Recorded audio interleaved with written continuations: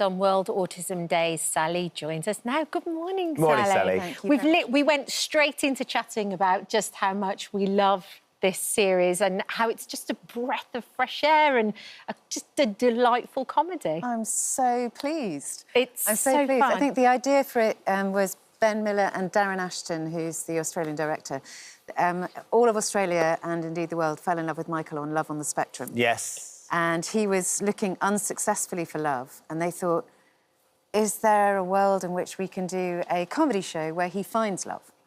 And so that's the sort of arc over a few series if we manage to do them. And he's acting for the first time and he's absolutely brilliant. I couldn't believe it. I watched Love on the Spectrum, which, if you haven't seen Love on the Spectrum, it's lots of young, neurodivergent people who are trying to find girlfriends or boyfriends. Girls and boys. Girls and boys, yeah, mixture. Yeah. And you watch them on this extraordinarily charming, fascinating journey. And he was one of the characters that emerged that you're all so drawn to. You're desperate for him to find love, all of them to find love. And then watching him in this, Sally, I had no idea he'd never acted before. No. And what's really fascinating is that his mum said he kind of learned to talk by watching cartoons. So he would sit and watch cartoons and repeat, do impressions. What the characters were saying. Yeah. And so rather than being parents saying you mustn't watch any telly, they were like, oh, I think this is really good. Yeah. And then he would use the sentences from cartoons and communicate with those. So use the things that he'd learned that Master Shifu had said or whoever it was. And he still does a great Master Shifu impression. From Kung Fu Panda. From Kung Fu Panda, We've got boys, so we know these things. Yeah. How much... So Ben and yourself, you go back many years at university together. Yes. And you've been trying to work together many years. But how much of Michael's lived experience sort of drove what his behaviour was and his character was doing? It totally formed it, really. And I think Michael... I mean, what's great is I feel like when you watch this, you go, oh, hang on, in these 70s, 80s and 90s, we had people pretending to be autistic for comic effect. Whereas now we've got Michael, where the autism is it just comes for free and he's released to play a full human being. He's not just acting the disability. Yeah. And so he felt quite strongly that, young Sheldon... There was a portrayal of autism in the media where people were selfish and ungenerous and didn't have emotions and didn't care for other people. And he's incredibly caring. So he really steered the way the character was formed and where the stories came about. And all of us kind of improvised our lines. So I think the characters... Really? To some extent. Yeah. To some extent, yeah. So... I don't know, I think it's just it's been a really interesting way of working. A British comedy meeting Australian comedy and hopefully becoming more grounded for that. It's so much fun to watch. And he's so... You just fall in love with Michael. You can't help not. You can't help it. And that's partly because he's completely undefended. Yes, there's no facade, is there? No, he just brings all of himself to it. And, it's incredibly touching and also makes him quite vulnerable, I guess. So yes. At the end of it, he was very, very upset because he'd been very, powerfully immersed in this virtual world where he had a new dad and stepmum and a sister and it made us realise, of course, it's a really weird thing we do, that we go in and we live this alternative life for a bit and then we just drop it and move on. Yeah, but I mean, his character, obviously, Austin, is the central character, but then there's your guys' characters as well that kind of revolve around I feel like we're the really egg funny. Cup. We're the egg cup for Austin. So he's the star. It's really about him. It's a young man trying to find out who he is, find out what his identity really is. He's never known who his dad is. And it turns out it's Ben Miller's character, Julian, who is a children's book author, and I'm his wife. So we're a children's book author-illustrator pair. And we're averagely talented, but for some reason our books have become very successful. And we're on a book tour out to Australia. OK. And at this point, his mother tells him, well, actually, you weren't a sperm donor conception. This was your dad.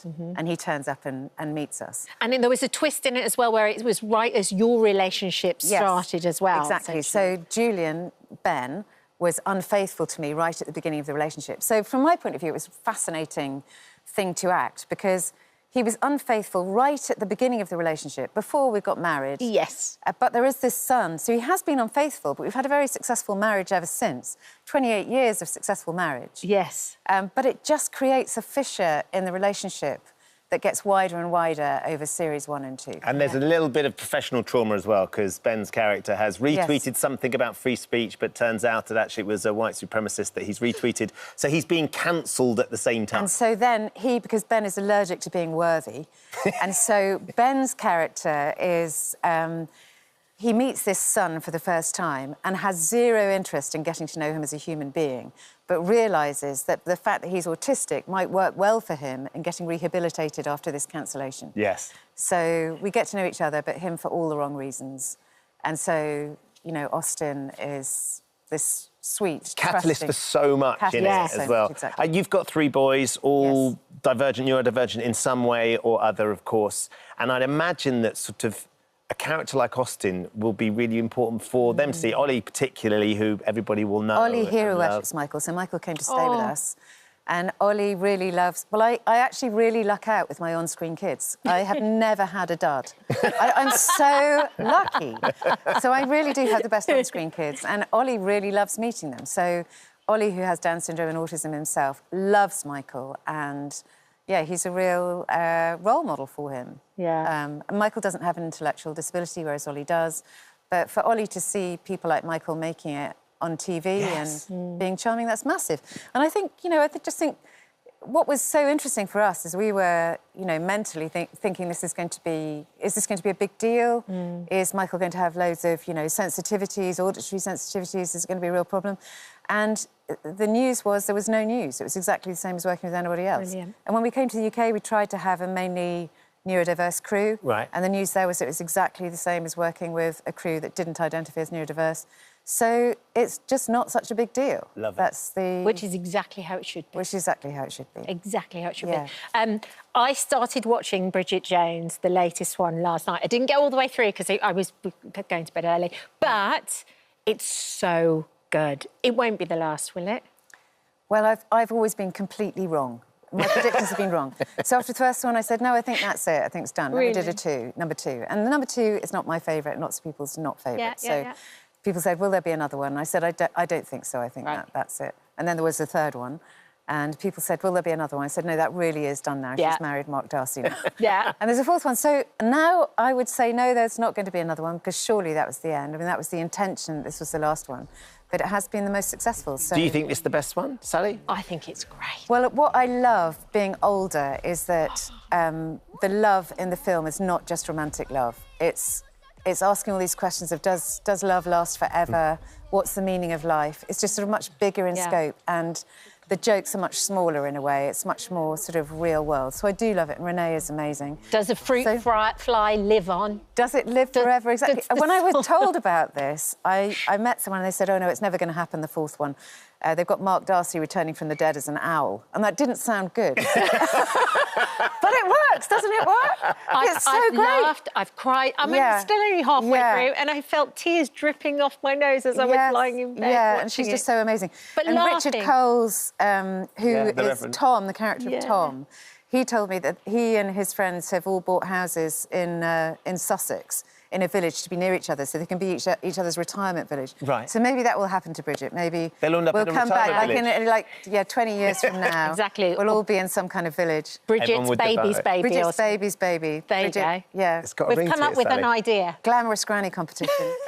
Thank you for popping in. you. It's Thank lovely to see you. We absolutely loved Austin. I'm so glad you did. And you've already filmed the second series as well. We have. Yeah, that's the Love series. So hopefully you won't have to wait too long for that. Amazing. Well, look, Austin, that we're talking about, starts on Friday, 9:30 on BBC One and BBC iPlayer. You will love it. Honestly, it's one of the most fun, enjoyable series I've seen in a long time. Fun and just gorgeous. I'm so happy you liked it. What Lovely a relief. to see you, Sally. Thank you for visiting our This Morning YouTube channel. We upload new content every day, so go ahead and hit that subscribe button so you don't miss out, and we'll see you in the morning.